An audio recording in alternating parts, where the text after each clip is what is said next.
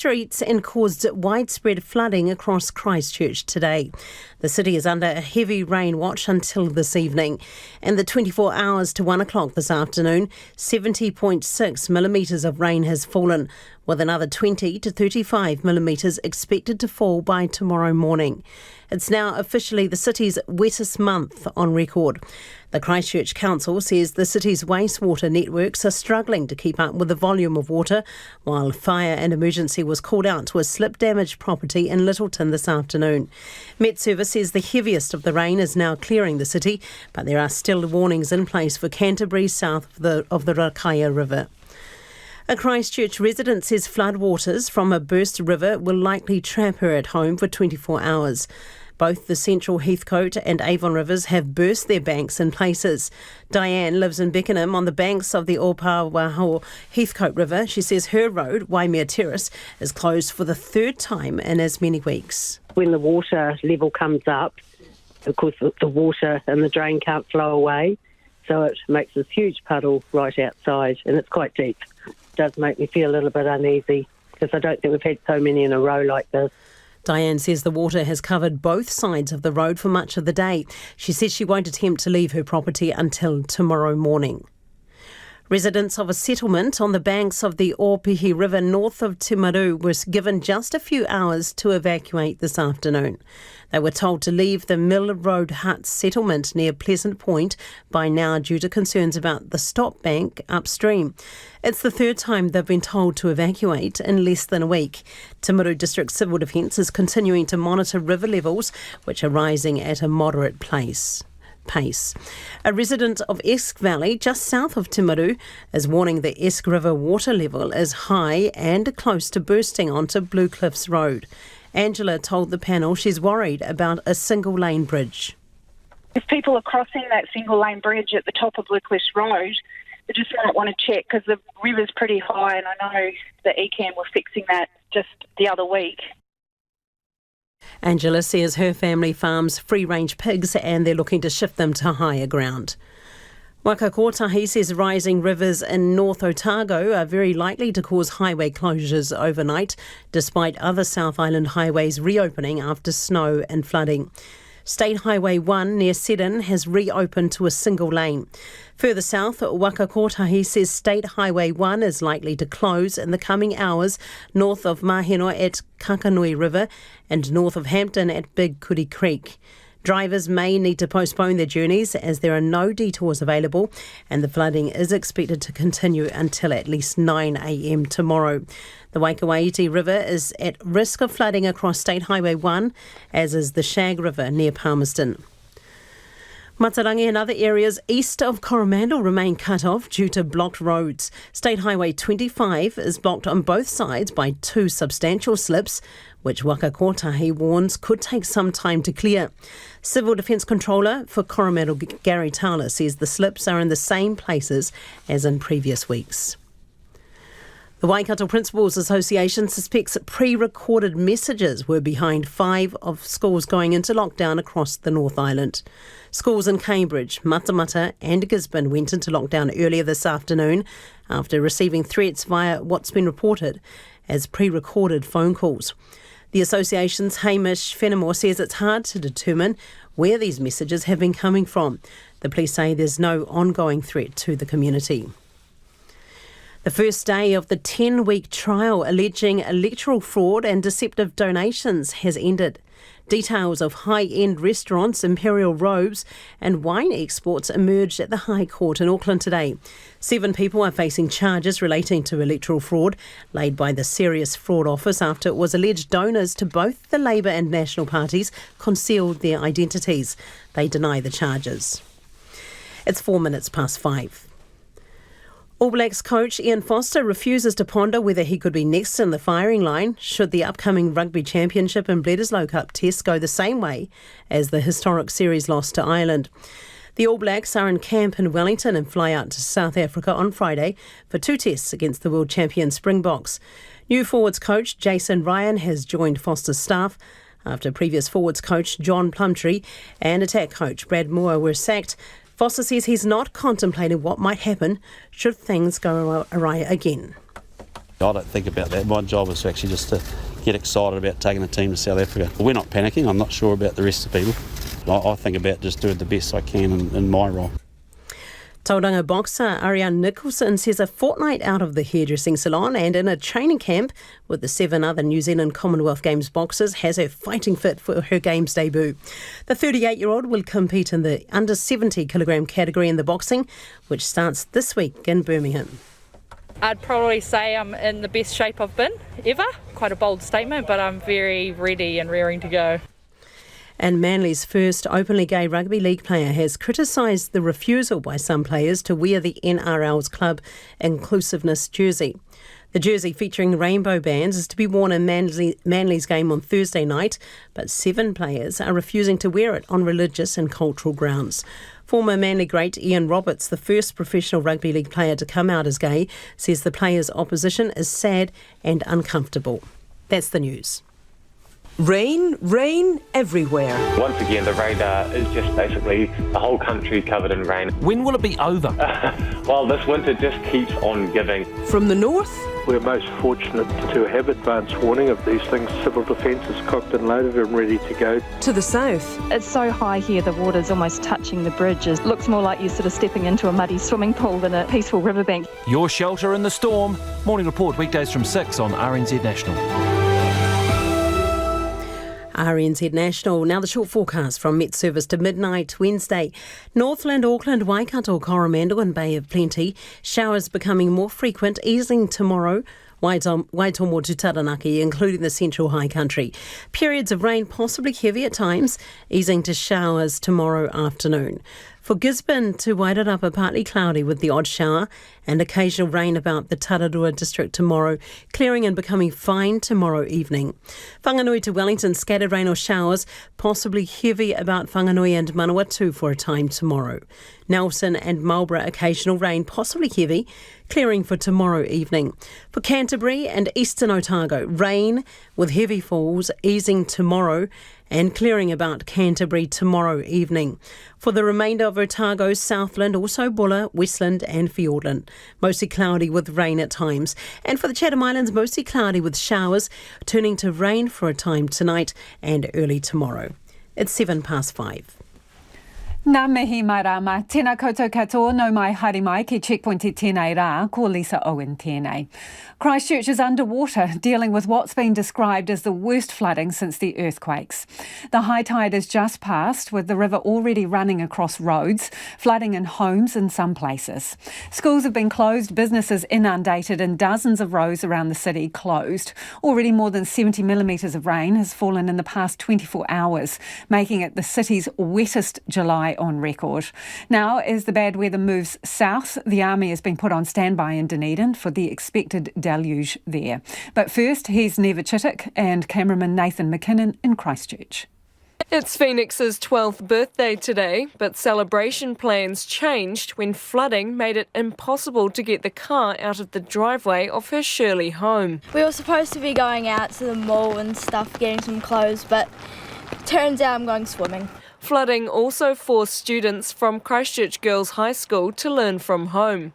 Principal Christine O'Neill says it's the first time anyone can remember floodwaters closing the school. We've got on 3 fronts. The river's risen up into one of our, to the island where we have a whole set of classrooms and facilities. We've got a burst council water main down the far end of the school, which has created pretty significant flooding down there.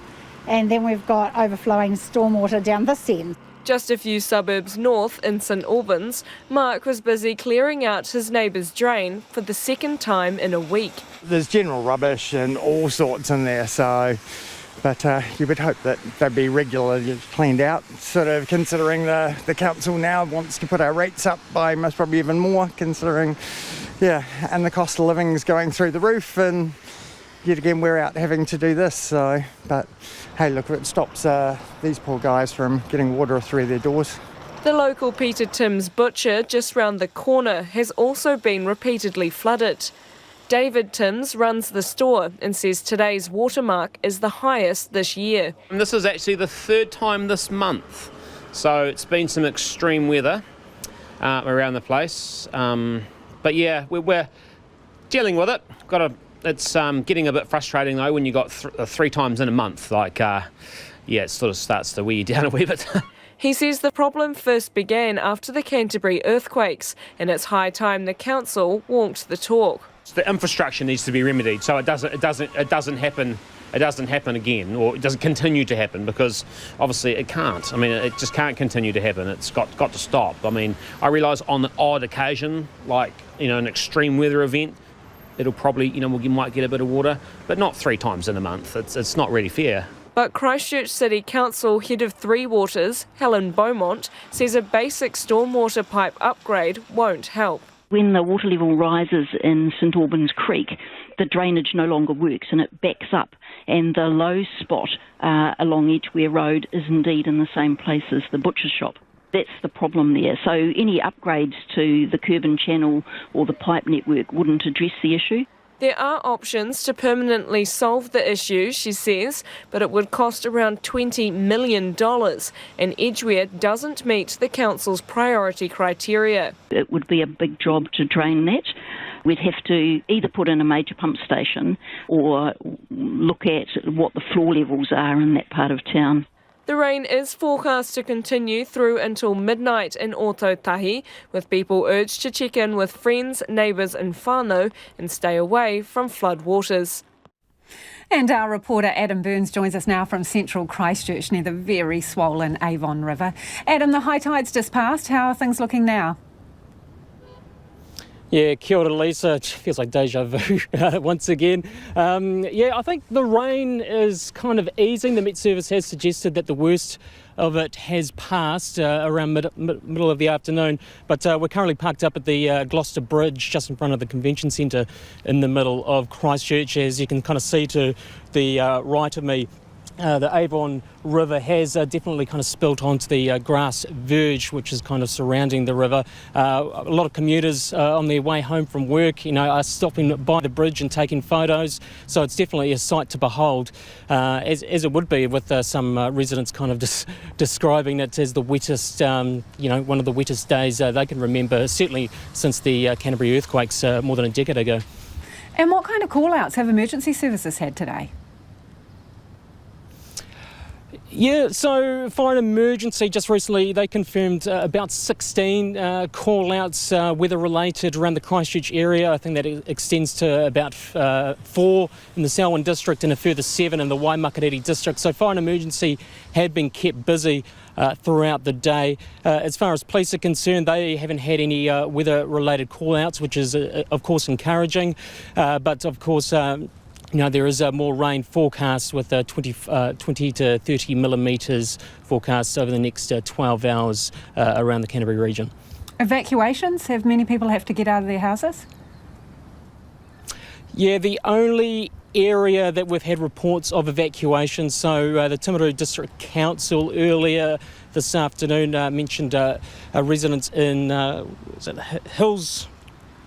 Mill Road Huts, which is kind of near Pleasant Point in South Canterbury. They were being urged to evacuate by 5 p.m. this afternoon, probably more as a precaution. There's some ongoing stop bank concerns around that area, but in terms of Christchurch, no reports yet of people needing to depart their properties. And we understand that there's been a slip in Littleton. What do we know about that? Yeah, very little at this stage. We have received very recently a report that a 2-storey property in the port town of Littleton was affected by a mudslip, and with dirt and mud kind of falling down and kind of surrounding the property on Walker's Road, I do believe. We're still trying to ascertain further details with officials there, but we'll keep you updated throughout the course of the evening. Hey, thanks, Adam. Before you go, I'm quite mesmerised by the river behind you, and over your right shoulder, is that a park bench that the water has come up to that I can see? Yes, it is. It is a park bench. So that's pretty much underlines just how much water there is kind of spilling out of the Avon River. Thanks, Adam. Really appreciate it. That's Adam Burns there by a very swollen Avon River. And for those of you who are listening rather than watching, it's gone right up onto the banks and there is indeed a park bench entirely surrounded by water. It is 5:15. Kia mau tunu mai. You're listening to Checkpoint on RNZ National. National leader Christopher Luxon admits it was a mistake to share posts on social media suggesting he was visiting provincial New Zealand when he was actually holidaying in Hawaii. Mr Luxon travelled to Hawaii with his family last week. While he was away, posts on his social media suggested he was actually in Te Puke. Here's our political reporter Katie Scotcher.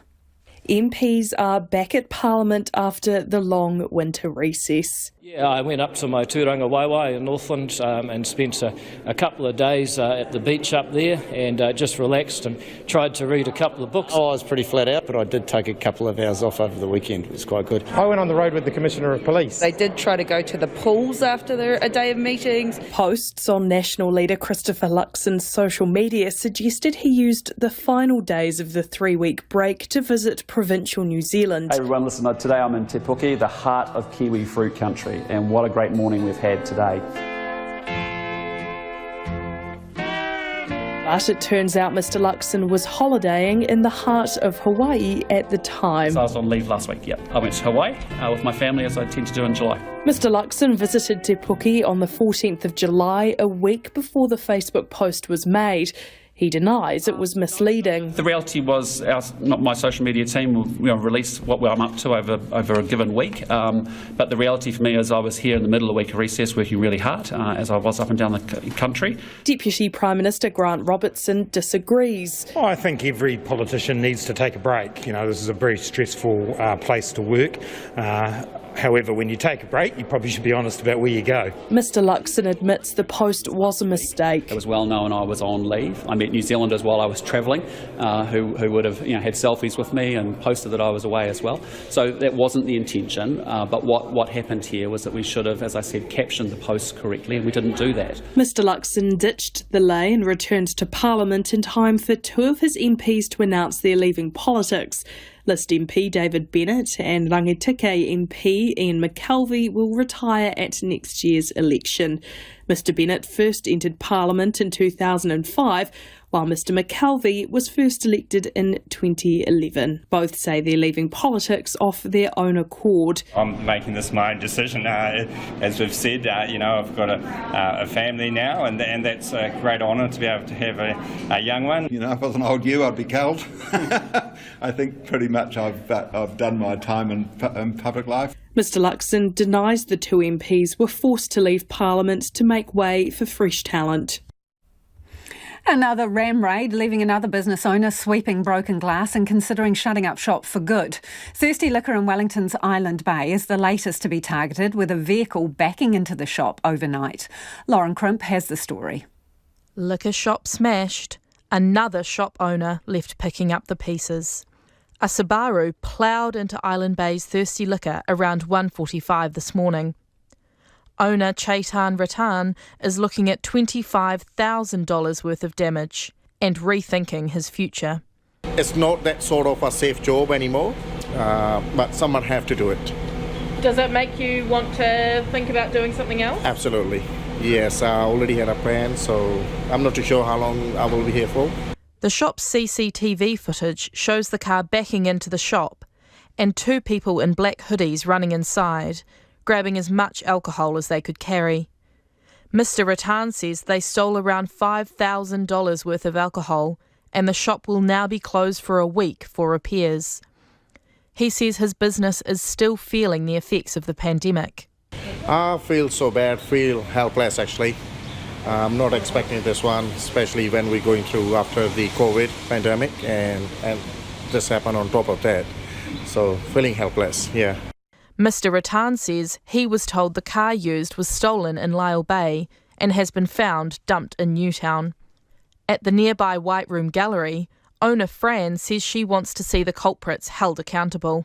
Yeah, I'm pretty nervous. It's quite scary that it's happening in our neighbourhood. I have lived here my whole life. I don't recall anything like this ever happening. I mean, it's terrible. These are people who are trying to make a living and other people that are taking advantage. While the locals RNZ spoke to agreed it was out of character for the quiet community, they could see it coming. It's the second crime of its kind in as many weeks in South Wellington, after a Brooklyn bottle store was hit earlier this month. When it happened in Brooklyn, we kind of knew that it would probably happen here as well, and I think that's probably what most of the community are feeling, is that it was only a matter of time before we'd be targeted as well. It's shameful, it's disgusting. I knew it was going to come down because of all the thing on TV all the time, ram raids. The spike in ram raids in Auckland looks to be spreading to the rest of the country. Police data shows a 400% increase in ram raids in 5 years, with 436 recorded in the year until July. It means shopkeepers like Mr. Rattan are sweeping up glass and assessing stock losses an average of 8 times every week. It is 5:20 and you're with Checkpoint on RNZ National.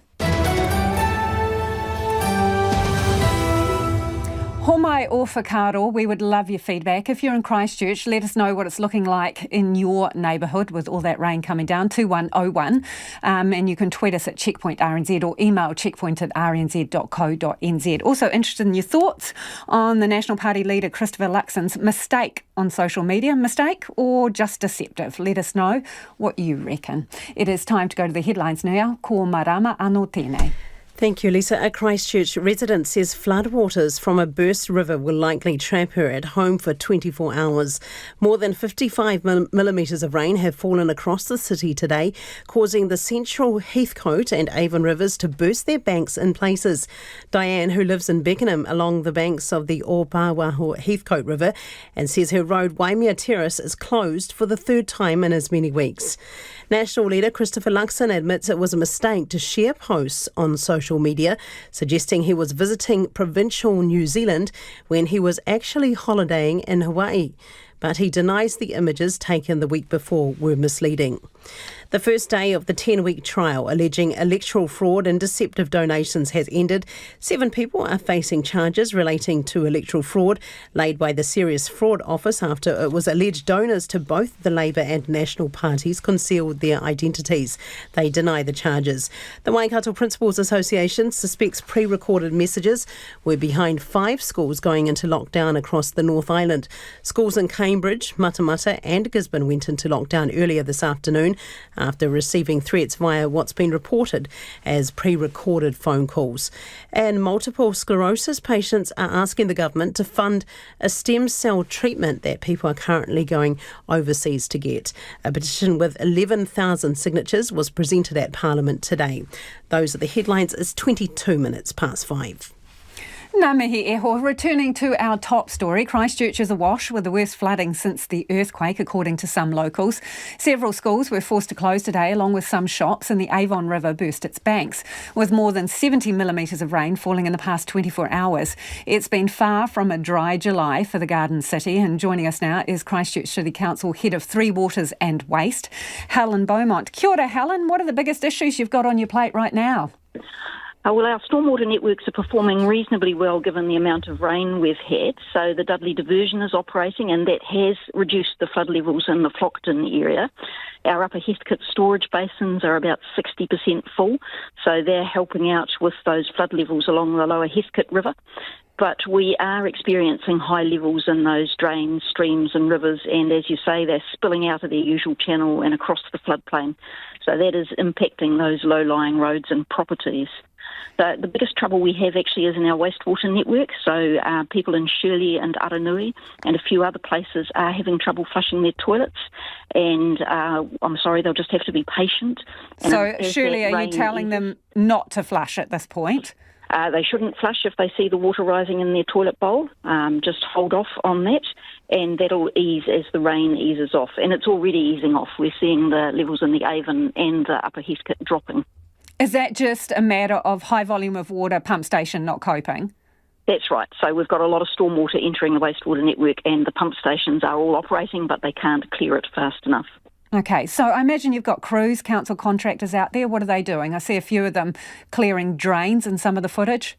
Yep, they're clearing the critical grills and keeping those beach outfalls open, and they're also checking the roads and putting out signage where we need it. And was enough done to clear drains before the deluge hit?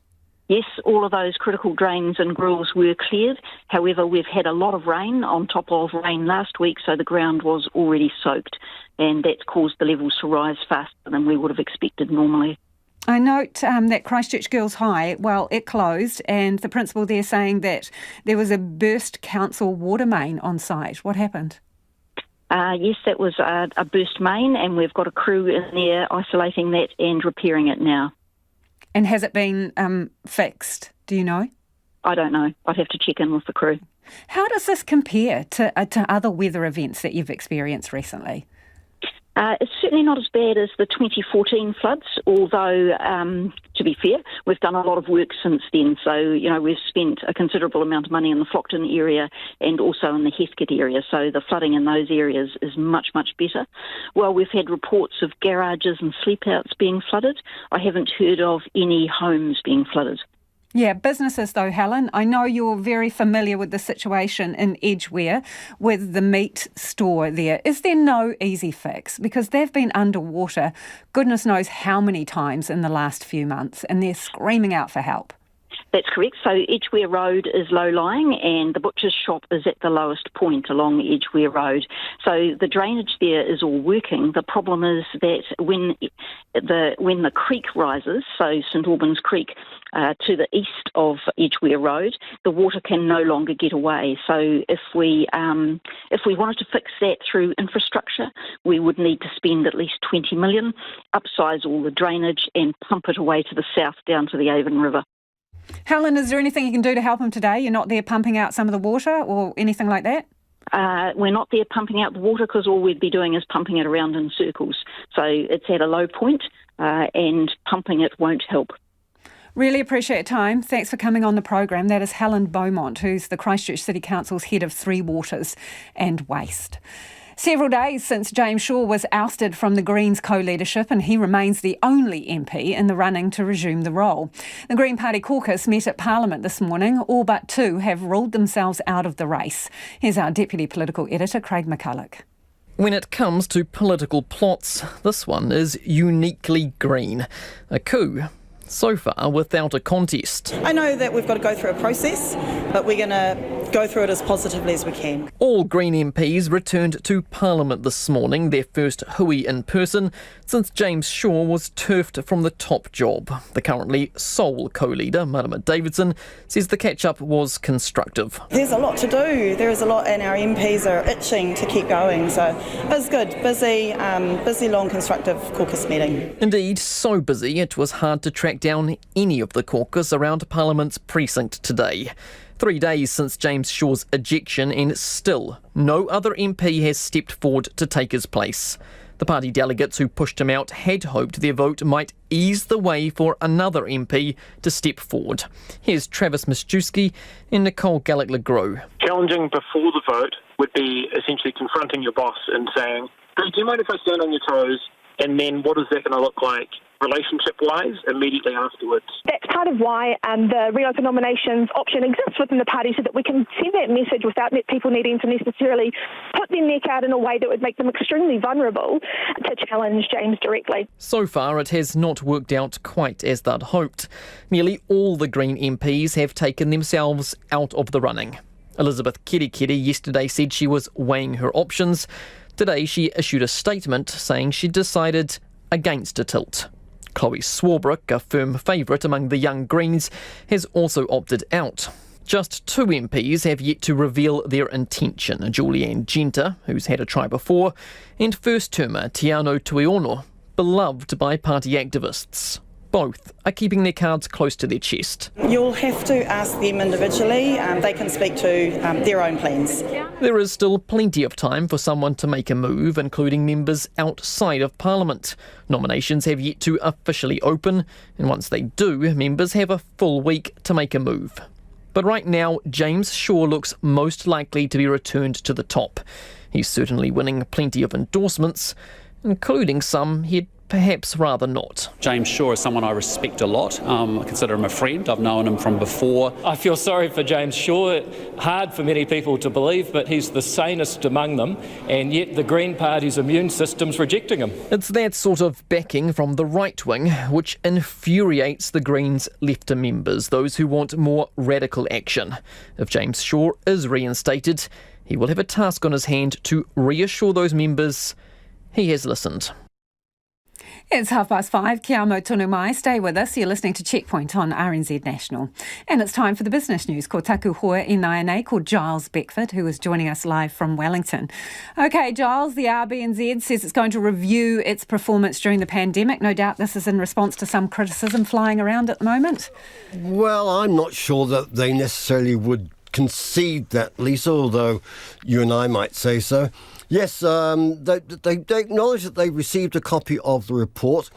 Somewhat, I don't know whether it's tongue-in-cheek or what, but they're saying, we will put it into the public submissions that we're receiving for the review of our mandate. Now, the mandate is basically the framework that the RBNZ is required to work within when it sets interest rates and fights inflation. So it's going to be another bit of input. It's interesting to note that the RBNZ wasn't necessarily singled out in that New Zealand Initiative report, and Graham Wheeler himself didn't set about the RBNZ or what it had done. One would have to say that the report by Graham Wheeler and Bryce Wilkinson, it's a little bit of wisdom in hindsight. It's easy to actually say, well, look, you got it all wrong, but we didn't hear those voices, say, a year ago when there was actually quite some debate saying, did the Reserve Bank still need to be pumping in billions of dollars through the bond buying program or the cheap money program for banks to lend? Because all the numbers were showing that the economy was rebounding quite well from the initial hit from COVID. But these people were absolutely silent. So it's quite easy for them to now flail around, but undoubtedly there's a hint of sensitivity about it, especially given the way some political parties are wanting to beat up the whole issue of government spending, cost of living crises. So we can expect, I would think, Adrian Orr may have a word or three to say when the bank issues its next monetary policy statement, which is in about 3 weeks' time. We'll see if he's a little more forthcoming than that. I knocked on the door this afternoon when they issued a statement saying, we'll take this into account when we review what we did and see if we got anything right, what the, dare I say the word, what the learnings are from our policy response. I got the polite refusal. They always say no, but they do it very politely at the RBNZ. So from that point of view, a little bit more grist to the mill. We'll wait and see if anything substantive comes of it. We love a learning, Giles. Now, on that note, I'm sure our listeners will be wanting to hear about the virtual pay cut that we've all taken this year. Do tell us. This is a survey of the bleeding obvious done by a recruitment firm which says, did you realise that with average wage rises of about 3%, we're falling behind inflation, which is 7.3%? And you'd go, well, yeah. Interestingly, the firm Frog Recruitment, they surveyed about 1,000 people. About 59% of the people they surveyed, close to 2/3, saying they'd had a pay rise in some form, but actually it wasn't that substantive, certainly not enough to keep up with the pace of rises in food and fuel. And so this is the virtual pay cut that we're all suffering. Interestingly, though, they did come up with the point that some industries actually have hiked their wages by as much as 30% in the past year or so. Transport and logistics in particular have been the ones willing to splash out the cash to hold on to workers and to reward them. And they also report that some employers, rather than being able to give any substantive cash lift to their workers, have been paying them with a few extras, such as food vouchers and meals delivered to you and movie passes and a few more days off. So it may be that we don't get the cash, but we are getting some of the kind. But in the end, it still doesn't actually make up for the fact that interest rates have more than doubled in the past year and are set to go higher. And inflation, even if it doesn't go any higher than it is now, is going to take quite some time to come down. We'll all be facing those pressures on the household bills for quite some time. And the markets, if you please, Giles. The share market, it had a slightly positive start and then it just gave up the ghost around lunchtime when the Australian market opened up. So down 32 points for the benchmark top 50 index. That's about 0.25%. New Zealand dollar, a hint of softness about it, 62.65 euro cents, 89.9 Australian and 51.9 British pence. Lovely to talk to you, Giles. That's Giles Beckford joining us live from Wellington. A bit more on the weather now. And the Dunedin Council says students living in a small number of low-lying flats closest to the Leith are being advised to prepare for a possible evacuation. Campus Watch is going door to door to about 20 affected houses located between Montgomery Avenue and Leith Street to warn residents of possible flooding. The council says students living in the affected homes should consider leaving now if they have somewhere else to go. Those who choose to remain should have a bag packed and be ready to move at short notice. Emergency services will evacuate remaining residents if necessary later tonight, and an evacuation centre will also be open tonight at the Dunedin North Intermediate, and alternative accommodation options are available. So a warning there relating to some low-lying flats in Dunedin. Students are being advised that they may need to leave. So do keep an ear out and we'll keep you posted. The Court of Appeal has been grappling with the issue of the fairness or otherwise of life sentences for young people. The case being heard relates to 3 people who committed murder when they were in their teens. Their lawyers are arguing their life sentences should be replaced with finite ones. Jake McKee reports. Christopher James Brown, Georgia Rose Dickey and Katrina Roma Epiha were all teenagers when they committed murder. They were sentenced to life imprisonment, which comes with a minimum period of imprisonment of 10 years. But their lawyers are arguing that it's manifestly unjust to sentence young people to life imprisonment. Lisa Preston is one of the lawyers representing Mr Brown, who was one of 2 people convicted of murdering 19-year-old Jack McAllister in Invercargill in 2017. She says the constraints of parole that come with a life sentence significantly impact young offenders. A person who is sentenced to life aged, let's say, 60, having killed his or her lifelong partner, and is released following the 10-year MPI and has an almost reverse fraction of their life to continue living under the constraints of parole. Ms Preston said a finite term was the preferable sentence as it can give people more of a sense about their future. She said the shame of being convicted of murder will never leave them. Where a life term is imposed to mark that offending, that record of life imprisonment and the continued oversight of the involvement of the state in your life post-release, involves impacts on both your prospects to obtain work and certainly, if you are lucky to obtain work, on sometimes the conduct of your work. But Justice Collins had questions. How can we work out that a finite sentence is going to be more conducive towards a young person's rehabilitation and adaptation than, say, a life sentence with an MPI of 10 years? Ms Preston admitted there isn't as much research around this as they'd like. Her colleague Fiona Guy-Kidd, also representing Mr Brown, told the court there have been finite sentences for murder convictions. She said the sentence should be without a minimum period, meaning Mr Brown could be eligible for parole after serving a third of his sentence. The community will be adequately protected by the parole board, carefully considering whether he is an undue risk to society when he becomes eligible and directing and ensuring that appropriate treatment is engaged. Tim Conda, who's representing Katrina Roma Epiha, told the court it's become clear since the 2002 Sentencing Act that life sentences for young people is unjust in some cases.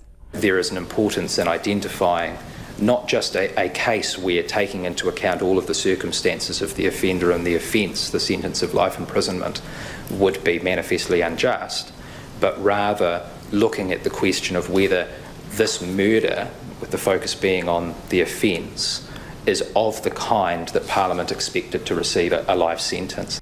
The hearing continues tomorrow. It's 20 to 6 and you're with Checkpoint on RNZ National.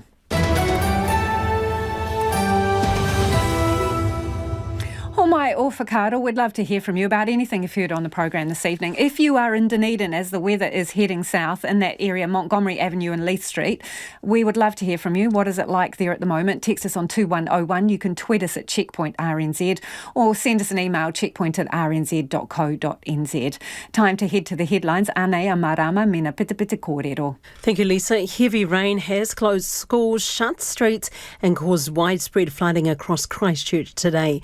The city is under a heavy rain watch until this evening, though there is no declared civil defence emergency. Further north, Matarangi and other areas east of Coromandel remain cut off due to blocked roads. State Highway 25 is blocked on both sides by two substantial slips, which Waka Kotahi warns could take some time to clear. The Reserve Bank is defending its actions in response to the COVID-19 pandemic. It comes after a highly critical report by free market think tank New Zealand Initiative, co-authored by former RBNZ Governor Graham Wheeler, said central banks around the world made serious mistakes. Incumbent RBNZ Governor Adrian Orr says he stands by its decisions in response to the pandemic. James Shaw remains the only MP running for Greens co-leadership several days after he was ousted from the role. The Green Party caucus met at Parliament this morning. All but two have ruled themselves out of the race. The legislation establishing a new public media entity has passed its first reading in Parliament. Under the plan, TVNZ and RNZ will be brought together under the umbrella of a new not-for-profit organisation with a charter next year. And the owner of a liquor store in Wellington's Island Bay is considering shutting up shop after being targeted in a ram raid overnight. Owner Chetan Rattan, who says he's looking at $25,000 worth of damage while his business is still feeling the effects of the pandemic. And for traffic around the country, State Highway 1 near Seddon is down to one lane because of flooding. Further south, Waka Kotahi says State Highway 1 is likely to close in the coming hours north of Maheno at Kakanui River and north of Hampton at Big Kuri Creek. Drivers may need to postpone their journeys as there are no detours available and the flooding is expected to continue until at least 9 a.m. tomorrow. For the Waikawaiti River, at risk of flooding across State Highway 1, as is the Shag River near Palmerston, and traffic flow around the regions. Auckland moderate to heavy, Hamilton moderate, Wellington moderate to heavy, as is Christchurch and Otago moderate to heavy. It's 5:42. Ngā mihi marama. The Associate Education Minister is offering to meet secondary principals who say schools are at breaking point with the stress of staff shortages and student absences. The leaders of 10 regional principals associations have sent an urgent SOS to the government asking for help engaging rangatahi who are drifting away from school for good and to clarify how it will help students pass NCEA this year. Colleges also say they are struggling with an acute lack of relievers, young teachers heading offshore and an ageing workforce. Well, joining us now is Associate Education Minister Jan Tinetti. Kia ora, Minister. That is quite a weighty list of concerns. Do you believe that schools are at breaking point? Oh, kia ora, Lisa. Look, I believe that it is very tough out there for schools at the moment. COVID is impacting hugely on them, and that's why I've said to them that I'd really like to meet up with them. I really welcome their letter that they've sent through. We've got to get solutions in place here because the future of our young people is just so critically important. Okay, let's work through some of their concerns and maybe you can come up with some solutions. So, staffing is a major issue. Relievers are like unicorns, we're told. Do they need to be paid more, relievers? Well, one of the things that, I know how the relieving system works from my own practice as a school principal back in the day, and I know that it can be a bit ad hoc, and so we're looking at ways that we can streamline that system, but also the Ministry has worked with the Teaching Council to speed up the processing time of new teacher registrations and including the limited authority to teach. You know, back when I was a principal, we used to have some amazing support staff who could come in and work as relievers. And so having that limited authority to teach when we are desperate for relievers is one plausible option that we could look at. But I'm really keen to hear what the principals might come at with solutions as well. I understand what you're saying about the registrations, but we'd have relievers texting us say they make $65,000 a year, and that's if they work every day that is available to them. Some make $200 a shift. Maximum payment around $346 a day for secondary school, including holiday pay. Again, is that enough, Minister? Look, so those are definitely options that we would be looking at as well around that. But I also heard today from the Auckland Primary Principals Association that they've got teachers that are going to be relievers because of stress as a classroom teacher. So there's issues both ways there. So we need to look at the system as a whole and see where those points of stress are for the relievers. And as I say, primary principals are having a slightly different issue around the relieving workforce. So we don't want to create unintended consequences by coming up with a solution in isolation. But definitely what you have said is something that we need to be looking at. Teacher registrations, the fee doubled this year to $464 in some odd cents, and some people are saying it's not worth staying registered. Can you do something there? Can you pay their registration fees? Yes, that's not something that we can do very much about because that was set in legislation with the Teaching Council back under the previous national administration and the way that was set up. So at the moment we're talking about an independent body and we're talking about a body that has to be self-funding in the way that the legislation works at the moment. So that's not something that we are able to influence in any great detail. But again, everything is on the table, and those are discussions that I want to be able to have with those principals. You say in your response to them that you're working to recruit overseas teachers. How many have you got coming in so far? So with the overseas teachers, there has been a great uptake of schools who have registered to take overseas teachers. What I have heard from the principals, though, is that they're finding the process of recruitment adding to their burden. We're looking at ways that we can support them. I know that the Ministry of Education is dedicating people that will be their position to help support the schools in those particular areas.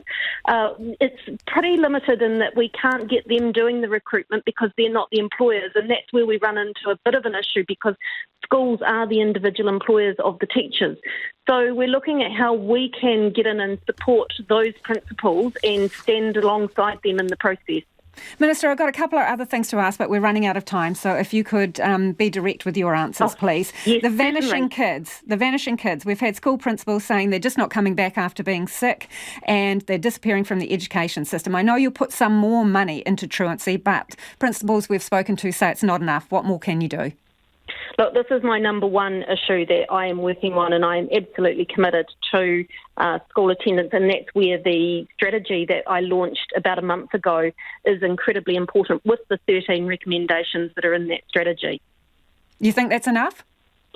I think that when we work through that strategy, we will see a turnaround in the attendance. But what I would like to say is that this is something for the whole community to support. It's not just on government or schools, it's also on parents and communities as well. Everybody has a part to play in this. Will there be relief for students around NCEA? They're desperate to know. That is something that I am currently working through with urgency. I am wanting to get that information out to schools ASAP. I understand the issues that schools and students are facing. Everyone wants the best by our young people. Answer by the end of the month, then? I am working on that really fast. The end of the month's only a couple of days away, so give me a little bit longer than that. Appreciate your time. Not much, though. Thank you for joining us. That is the Associate Education Minister, Jan Tinetti there. It is 12 minutes to 6. Kia mau tonu mai. Stay with us. You're listening to Checkpoint on RNZ National. If the doomsday disease, foot and mouth, reaches our shores, it could put 100,000 jobs and $10 billion of export revenue at risk, according to the government. Aotearoa is on high alert after the disease was confirmed to be in Bali for the first time, and some non-transmissible viral fragments were also detected on pork product in Australia. Yesterday, the Agriculture Minister said 100% of cargo from Indonesia is being screened. Disinfectant foot mats have been installed for all returning passengers, and there's a ban on them bringing in any meat products from there. New Zealand's also checking a selection of supermarket products for the virus. While joining us now is Beef and Lamb CEO Sam McIver. Kia ora, Sam. Kia ora, Lisa. Doomsday disease, is that an accurate description of it? I think you've illustrated that very well. Potentially 100,000 jobs, $10 billion worth of exports, and obviously the knock-on impact that has to the economy. It's a massive risk for New Zealand. So, are we doing enough? A few foot mats, some cargo checks, and a ban on personal meat products? Listen, I'm encouraged by what MPI is doing. Listen, this disease is not new to us. We're constantly aware of the risk of FMD, and Beef and Lamb New Zealand is working closely with MPI to make sure that we are well prepared and that we're taking every practical step possible to stop FMD from coming into the country. Right, so it's been said that vigilance on the farm is going to be essential, right? So what does that look like in practical terms? Yeah, there are two key aspects to it, Lisa. If you look at Beef and Lamb New Zealand's responsibilities, listen, we have a responsibility as a partner with the government in preparing for this. So this is making sure that the border work has been done right, that the regulations that sit around the border are followed. Secondly, we have an obligation to work with our farmers and prepare them.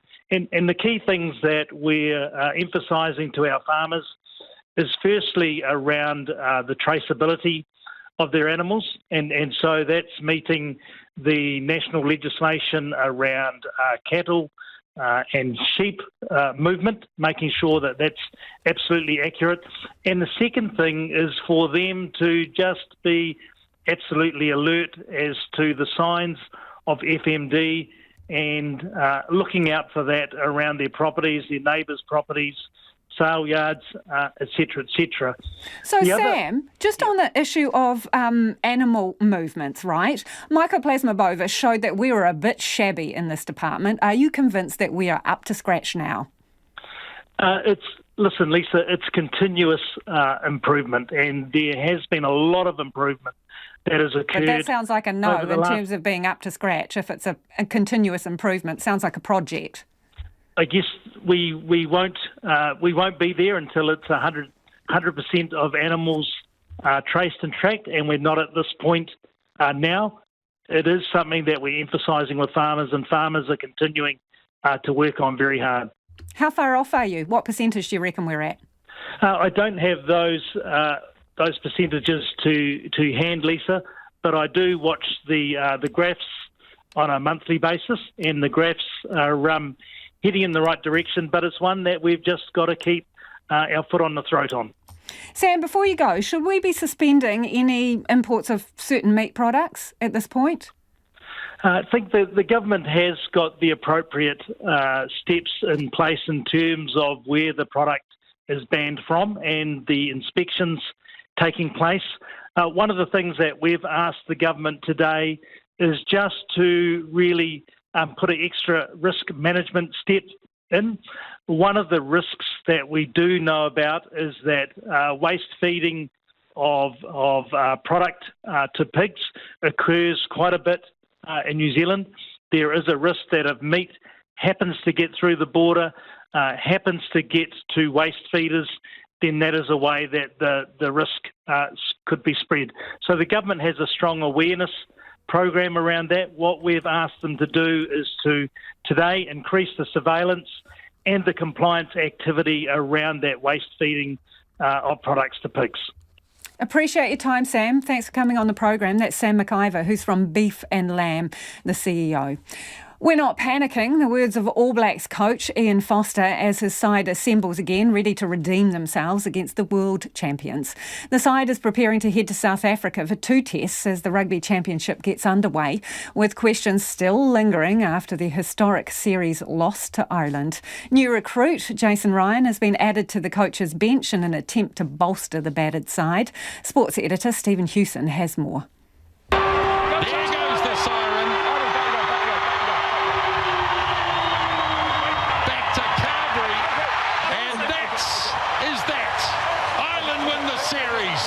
The pressure doesn't let up for Ian Foster. He may have kept his job in the wake of the series loss to Ireland, but a repeat performance in the Rugby Championship and he may not be so fortunate. Foster, though, maintains the prospect of losing his job isn't weighing on his mind. We're not panicking. I'm not sure about the rest of the people. I think about just doing the best I can in my role. In those situations, though, would you turn to resigning? Like I said, I don't think about that. My job is actually just to get excited about taking the team to South Africa. While he's excited at taking on South Africa, it still weighs heavily on him having to tell John Plumtree and Brad Moore that they were sacked. Horrible. You know, there's no other word for that, but good men.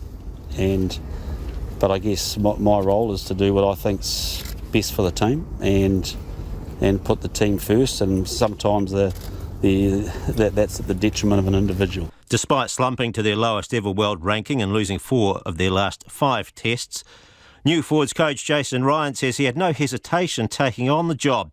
Once he'd spoken to his Crusaders mentor Scott Robertson. It's a chance to coach my country, and it's a dream to always be an All Blacks forwards coach. And we worked together 12 years, so let's not hide from that. And I'm a loyal person, and we had a good chat and a good coffee, and he wished me all the best, and it was a good moment. Rather than looking to turn things upside down, Ryan wants the forward pack to get back to basics. And over the past couple of days, he's focused on the maul and the contact area. Look, I haven't tried to cram a lot of stuff in. It's actually been the opposite. I've actually taken some stuff away and just given them 2 things. It's been my whole focus for the pack of what we've tried to work on. There's no hiding from it. The All Black pack it's been dented. It really has been in the jerseys. You know, we talked about it in the Forwards meeting today. We didn't hide anything. We were really, really honest, and we have to be. Ian Foster and his new regime have less than 2 weeks to turn things around, and it doesn't get much tougher than having to play the Springboks in South Africa with the opening Rugby Championship test on Sunday week. Dame Sophie Pascoe's build-up for her 3rd Commonwealth Games has been tinged with sadness and health struggles. The 4-time Commonwealth Games gold medalist says she's taken on a camp mum role at the Birmingham Games, which has a 12-strong Kiwi swim team. Dame Sophie spoke to our sports reporter Felicity Reid about why these games will mean so much. Yeah, it's been a challenging build-up for me personally. Unfortunately, I got COVID a few weeks ago, which didn't allow me to get over to the swim camp with the rest of the team in Mallorca. And then, unfortunately, my nana fell very ill and passed away in those couple of weeks as well. So, look, I was just really fortunate enough I got to see her before she went. We pushed out, obviously, as long as I could to be able to obviously come over here and meet the rest of the team, to be able to obviously be at home with family during that time and recover from COVID. So it has been quite the challenging build-up into this particular event. But look, I mean, it's, you know, my nana's my motivation here. I've got the 100 freestyle 1 race on Friday, and, you know, I know she's going to be with me every stroke of the way. That's quite a physical and emotional toll for you to be taking into a Games. Do you think your experience of, like, the big stage will help you get through? Absolutely. I mean, I'm a very well experienced athlete and the rest of this team here, so it's, you know, I know what it's like to fight, and I think we all saw that last year in Tokyo in particular in my races. So, you know, this is just that extra added motivation to be able to do it for my nana, and you know, it's just, I know that I've got to go out there and give it absolutely everything. You know, that's what the training's, you know, been for the past few months leading into this, that, you know, I've got to go out and give it absolutely everything, and that's all I can do. But I know that my nan will be proud and the rest of my family will as well. And having just the one event, that's a little bit different to a program that we're used to you having at an event such as the Commonwealth Games. Do you still feel that that is the right choice for you for this Games? Yes, it is. You know, look, I could have entered in 2 events here. I went with just the 1. We don't have the schedule of events that we are eligible to enter in over at Commonwealth Games, as it's obviously a smaller scale for the para-athletes. So, look, I wanted to race the 100 and just focus on the 1 event, as I felt that taking on the 200 IM would be far too much for me. And obviously, you know, I said last year that, you know, the 200 IM was going to be the last time I ever raced it. So, you know, I'm sticking strong to that. I didn't want to obviously train for that particular event as well. So putting all my focus and energy into that 100, I believe that everyone will see that, you know, the training has paid off. There is a little bit of uncertainty around what COVID will bring for me in the next in those next few days and on race day, how my body has adapted. But at the moment I'm feeling really good during training, and I feel like I have sprung back quite well from COVID. So look, it's at the end of the day I can only give it my absolute all, but it is nice to just focus on the one event and be done and dusted on the first day, so I can absolutely give my heart and soul to the rest of the team for those last few days of racing. And Sophie Pascoe is one of New Zealand's first medal hopes if she makes it through to the final of the S9 100-metre freestyle event this week. On some feedback here under the topic heading of Aloha, Mr Luxon. Bob says likely he wasn't on holiday, bless him, most probably he was having mentoring from John Key. Another person says let's hope Christopher Luxon's not turning into Boris Johnson. And Jim from Papamoa says most unfortunate for Christopher Luxon to suffer yet another slip in all the bad weather. And John from a wet Christchurch says Mr Luxon's misrepresentation of his whereabouts is like his misrepresentation of National's reset. RNZ News at 6 o'clock. Tāno Whalava, I'm Marama Tipole. Christchurch is awash with what some locals say is the worst flooding since the earthquake. Head of Three Waters and Waste, Helen Beaumont, says crews are out clearing drains and putting up warning signs.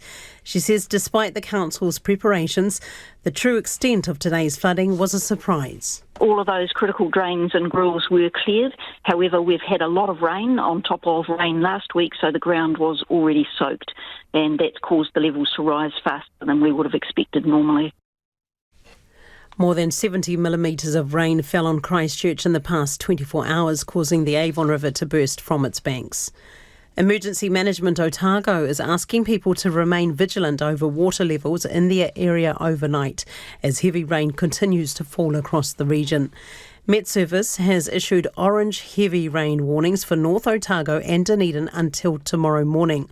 More vulnerable areas include Mosgiel near Silverstream Spillway, Henley Township, Milton and parts of South Dunedin. Sandbags are available from the Victoria Road car park near the Dunedin Ice Stadium and at the Memorial Park car park in Mosgiel. Group Controller Matt Alley says people should check their council and Waka Kotahi's Facebook and websites. He says people should dial 111 if there is an emergency. State Highway 1 near Seddon and Marlborough has reopened to traffic after being closed earlier today due to flooding. A single lane has been cleared for use under stop-go conditions.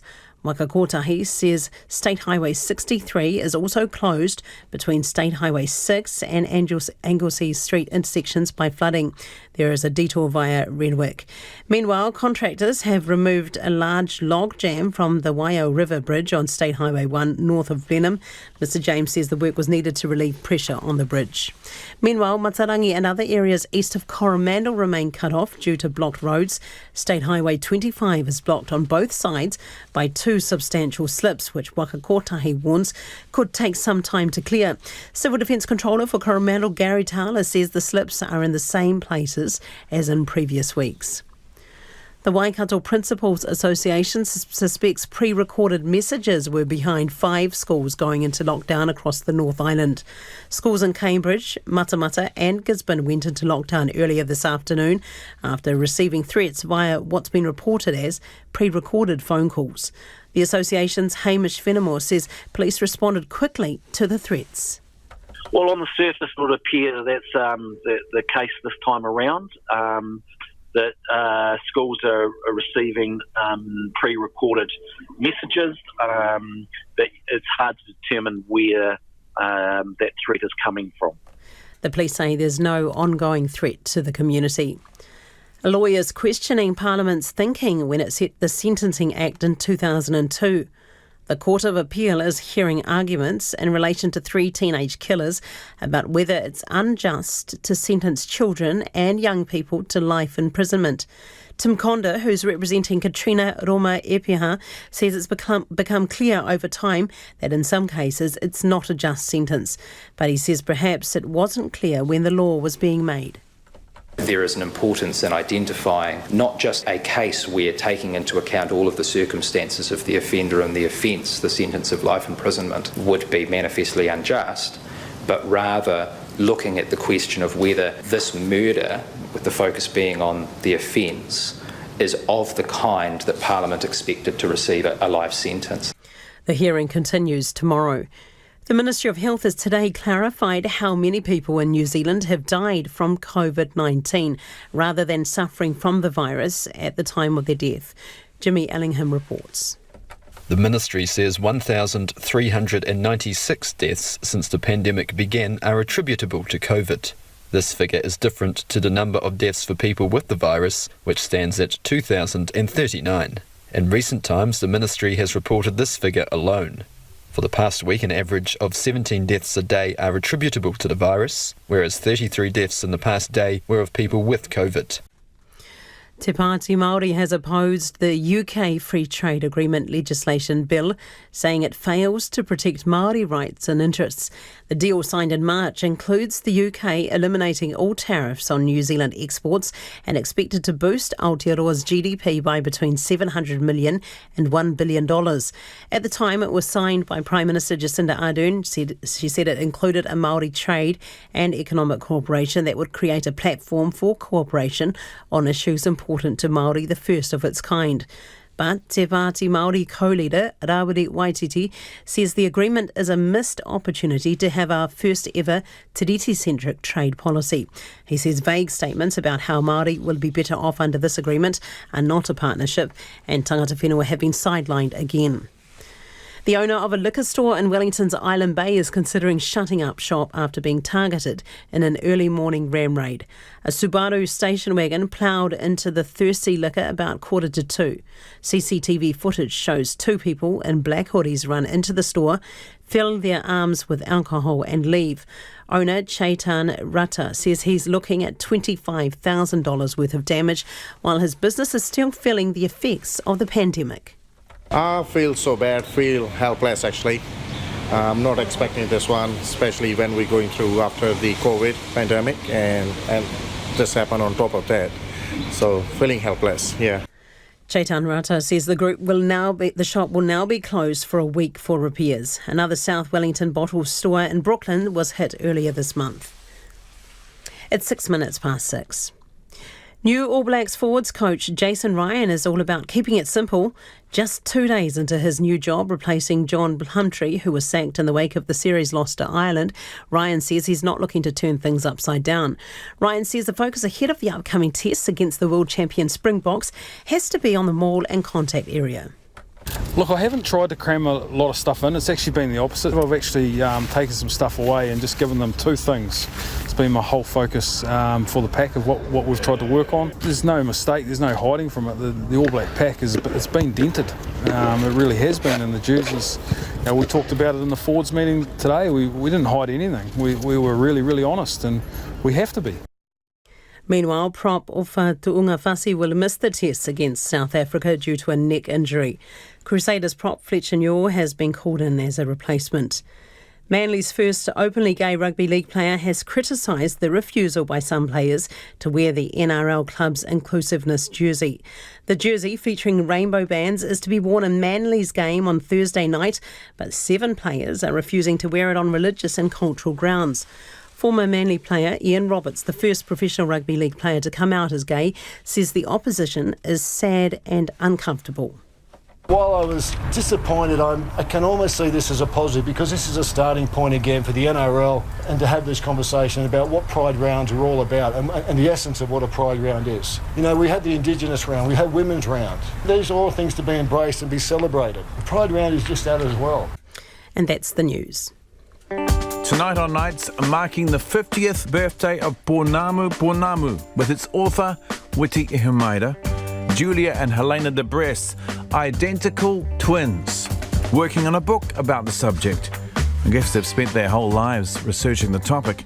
And climate scientist Kyle Clem on the link between tropical thunderstorms and the melting of the Antarctic ice sheet. Join me, Brian Crump, after the news at 7 on RNZ National. RNZ National, now the short forecast from Met Service to midnight Wednesday. Northland, Auckland, Waikato, Coromandel and Bay of Plenty. Showers becoming more frequent, easing tomorrow. Waitomo to Taranaki, including the central high country. Periods of rain, possibly heavy at times, easing to showers tomorrow afternoon. For Gisborne to Wairarapa, partly cloudy, the odd shower and occasional rain about the Tararua district tomorrow. Clearing and becoming fine tomorrow evening. Whanganui to Wellington, scattered rain or showers, possibly heavy about Whanganui and Manawatu for a time tomorrow. Nelson and Marlborough, occasional rain, possibly heavy, clearing tomorrow evening. Canterbury and Eastern Otago, rain with heavy falls easing tomorrow and clearing about Canterbury tomorrow evening. For the remainder of Otago, Southland, also Bulla, Westland and Fiordland, mostly cloudy with rain at times. And for the Chatham Islands, mostly cloudy with showers turning to rain for a time tonight and early tomorrow. It's 6:09. Nā mihi. No mai hoki mai, this is Checkpoint, ko Lisa Owen tēnei. A papal trip like no other. Pope Francis has apologised to Canada's Indigenous communities for the Catholic Church's role in residential schools where children suffered decades of sexual, physical and mental abuse. I humbly beg forgiveness for the evil committed by so many Christians against the Indigenous peoples. Me encuentro entre ustedes. I'm here because the first step of my penitential pilgrimage among you is that of again asking forgiveness, of telling you once more that I'm deeply sorry for the ways in which, regrettably, many Christians supported the colonizing mentality of the powers that oppressed the indigenous peoples. I'm sorry. Before his remarks at a powwow in Alberta, the Pope met with Indigenous peoples in a cemetery at a former school. CNN's Paula Newton takes a closer look at the sins the Pope is trying to atone for. It has taken the high-tech tools of this century for Canadian soil to give up the torturous secrets of the last. Drones hovering, swooping, mapping, ground-penetrating radar peering into every layer. We see if there's any disturbances in that soil structure. Disturbances. These are soil anomalies that could lead to the unmarked graves of Indigenous children, those who were once students at Fort Alexander Residential School in the Sedking First Nation in the province of Manitoba. When you have 190 anomalies, there's got to be something. Go this way. The Catholic institution is no longer standing, but its survivors want you to know what it stood for. Abuse of all kinds that a government report found amounted to cultural genocide. That's where the priest stayed. Rita Gumond was just 6 when she arrived. The abuse started soon after.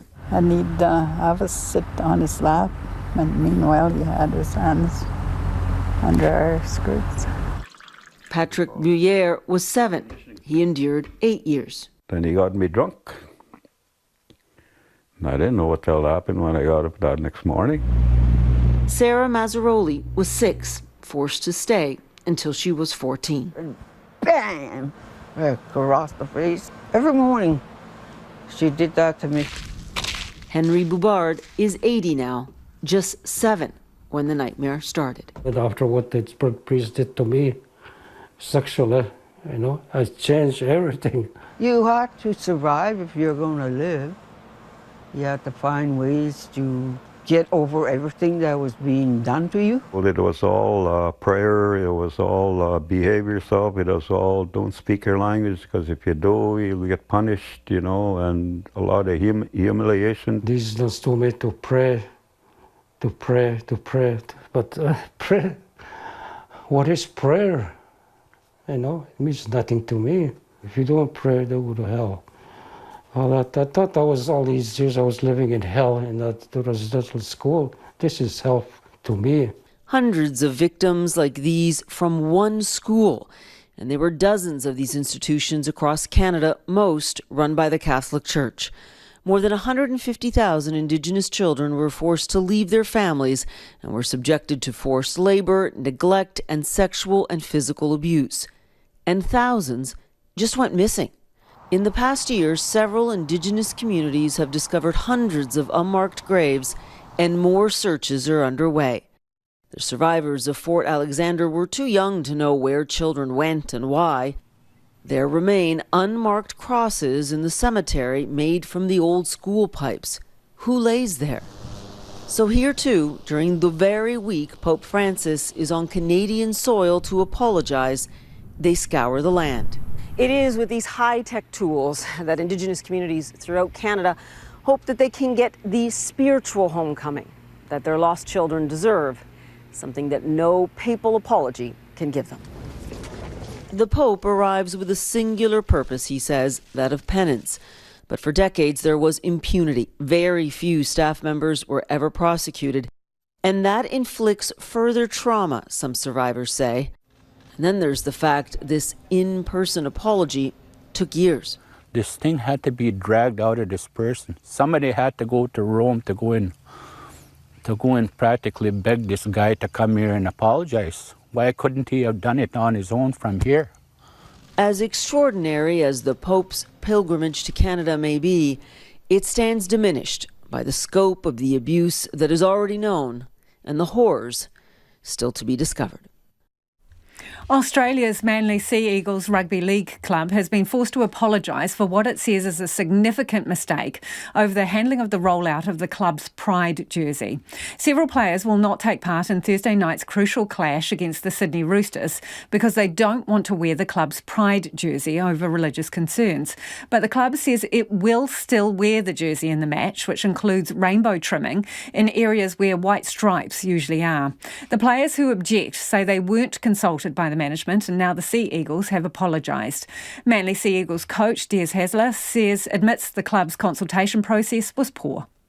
Sadly, this poor management and project management has caused significant confusion, discomfort and pain for many people. In particular, those groups whose human rights we were, in fact, attempting to support. Up to 7 players will boycott this week's match. NRL boss Peter V'landys says while he respects the players who choose not to play, rugby league must be inclusive. But they are well aware of our policy of inclusion and we take pride in it. Those players played our games knowing what the NRL stands for. They know that we're inclusive. They know that we don't differentiate between people's colour or their race or their sexual orientation. They know all that. If they withdraw, that's their right to withdraw. But we're not going to stop the game or do anything different because of their views on that jumper. He says there should have been more consultation. Manly could have handled it better, no doubt about that. They should have been a lot more collaborative with the players. They should have respected the players. They shouldn't have just sprung it upon them. So look, I can understand the players' position. I really can, and they've got those religious and cultural beliefs, and I respect that. And so Manly, and they admit themselves they could have handled it better. Sociologist Dr. Angela Dwyer from the University of Tasmania researches LGBTQ issues. She's worried about the message boycotting a Pride jersey will send to the wider community. It definitely sends a clear message that they're not welcome and that they're not supported by those players, which I think is, it is incredibly disappointing. I understand how this is a really contentious point. I would wholeheartedly argue against the idea that this is a political view. This is not a political view. This is a way of being. It's an identity for people. They can't just get up in the morning and change this. That's sociologist Dr. Angela Dwyer from the University of Tasmania. It is 17 minutes past 6 and you're with Checkpoint on RNZ National. 4 pro-democracy activists have been put to death by the military in Myanmar, the first state executions for decades. Since the coup last year and subsequent protests, the security forces have killed more than 2,000 people, according to a human rights group, while 117 have been sentenced to death. The 4 executions have been strongly condemned by a number of countries, including New Zealand. The BBC's Celia Hatton reports. When Myanmar's military courts condemned dozens of political activists to death months ago, it was unclear whether they would actually carry out the sentences. No one had been hanged in Myanmar for more than 30 years. So, state media reports of 4 executions, including those of 2 high-profile pro-democracy figures, came as a shock. Some risked arrest by protesting in the streets of Myanmar's biggest city, Yangon, voicing anger that the regime could cross this line. Chaw Min-yu was a long-time political activist who'd already served 18 years in prison under an early period of military rule. Piudzaya Taw was a hip-hop artist turned elected politician.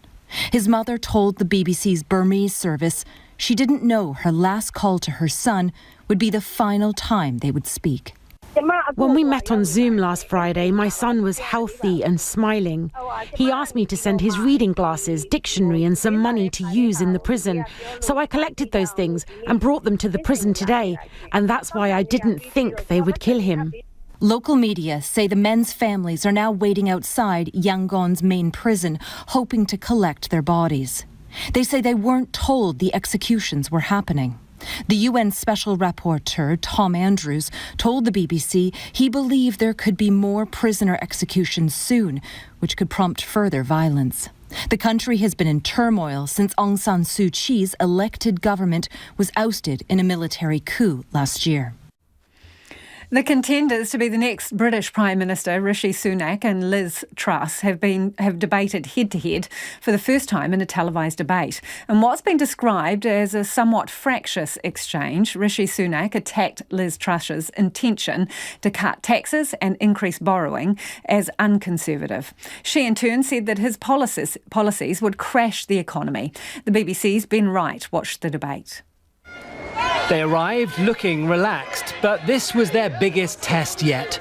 A chance for Tory party members to judge the credibility and electability of the duo vying for number 10. A chance for the country to hear how they would lead it. In 6 weeks, either Liz Truss or Rishi Sunak will be Prime Minister. And this debate was the first time they have gone head-to-head. Some Tory MPs have called for a calmer, less toxic contest. But their first clash was on the economy and tax. The gulf in approach plain to see. I would act immediately.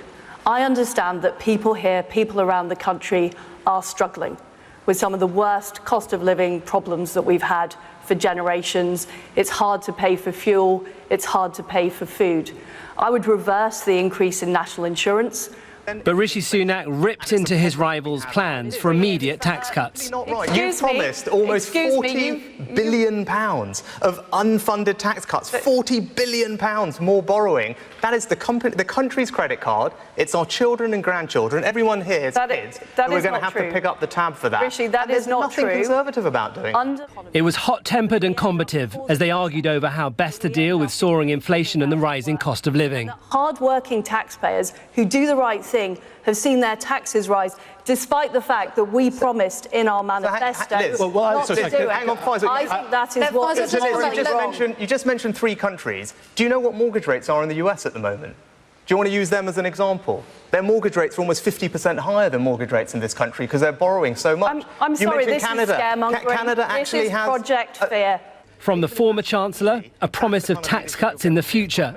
But on tax cuts, I am going to deliver tax cuts, actually. We're going to deliver tax cuts for business investment, because that's how you drive growth and productivity in places like Stoke. That's what the businesses here tell me they want. But we're also going to deliver tax cuts in this Parliament for working people. The debate then turned to the UK's relations with the rest of the world and a clash over who would have the toughest approach towards China.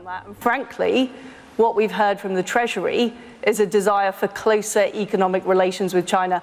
My view is we should not repeat the mistake we made with Russia of becoming strategically dependent on Russia, and we're now facing the costs of that on energy. You said not that long ago that our relations with China were entering a golden era. I think that was almost a decade ago I said that, Rishi. It was just a few years ago. You went on a trip there and you wanted to deepen collaboration in areas like food security and technology. Remember, not a single vote has been cast yet, and this contest will remain intense and volatile through the summer. But tonight's debate will have certainly shaped the views of Tory party members who have the keys to number 10 in their hands. Anyone who walks down a busy street will be aware of pedestrians distracted by cell phones. Officials in Hong Kong have launched a pilot project to help people cross the road safely. Here's the BBC's Harry Bligh. All over the world, there are devices in place to ensure everyone can cross the road safely. Most countries use lights to signal when to cross, in the shape of a red hand or silhouette of a man for when to wait, and a green walking man for when to cross. Many beep or chirp when it's safe to walk. Some speak to you. 5, 4.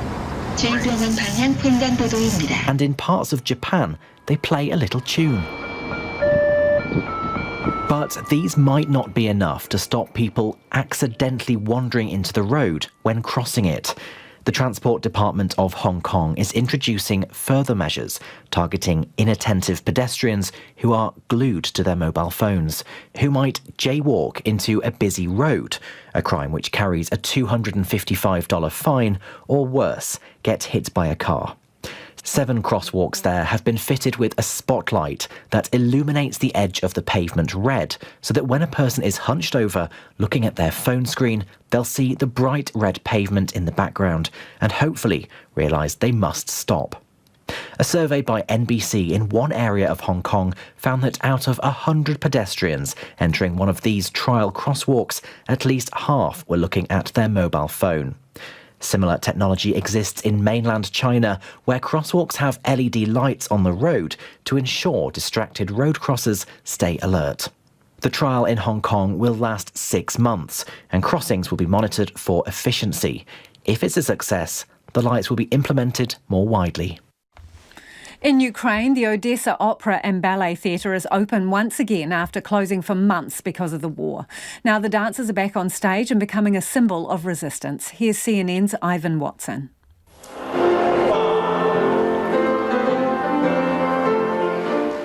There is great beauty in Ukraine amid the pain and suffering. In the southern port city of Odessa, dancers in rehearsal try to tune out Russia's deadly war. This is more than just a beautiful expression of art and culture. Against the terrible backdrop of this war, these dancers offer a symbol of defiance, a sign that Ukrainians are not giving up. The Odessa Opera and Ballet Theatre stands like a jewel, albeit one protected by sandbags. Though Russian rockets and missiles periodically pound Odessa, residents here cling to pre-war normality. And that includes the city's 135-year-old opera.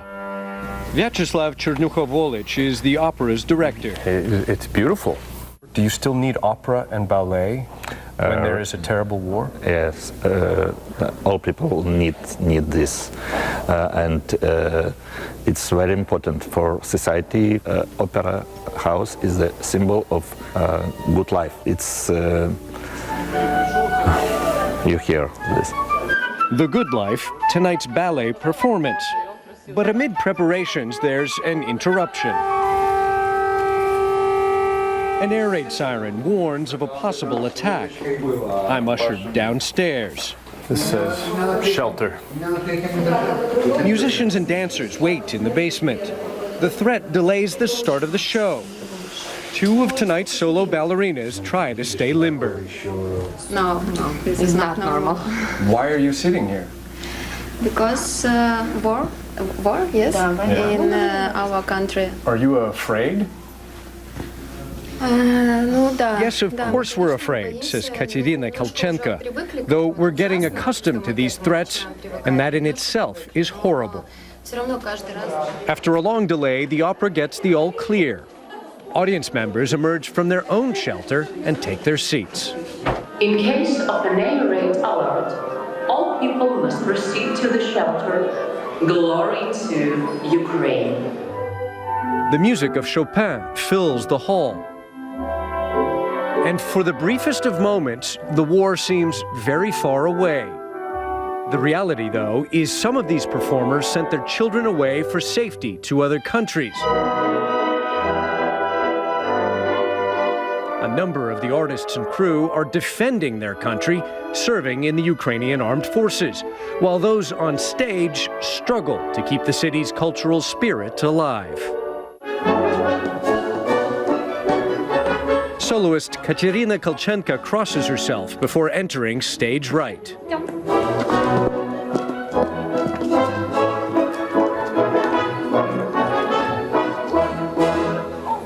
But after just a few steps, the curtain suddenly closes.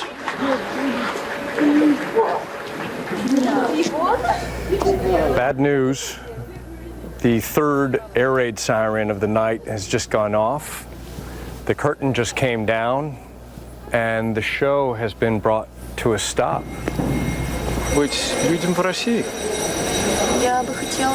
I want the whole world to start screaming, Kolchenka tells me, to stop this horror so that innocent people and children stop dying. I ask for help, the ballerina says, and for people not to remain silent.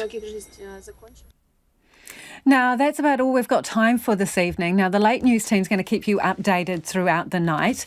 Kaua e wariwari te atatero i a mātou kōrero. Don't forget you can check out all our videos and stories online if you missed anything from the show. You can find Checkpoint on Spotify, Apple or wherever you get your podcasts from. Tomorrow on First Up at 5 a.m, smash 'em, toss 'em, blend 'em, avocados. An Australian farmer says there are way too many to spread around, 22 per person to be exact. He talks to First Up about the global glut and urges consumers to eat up. I don't need any encouragement. Love an avocado. Do have a fantastic evening. Tune in at 5 a.m. for First Up and we'll catch you same place, same time tomorrow.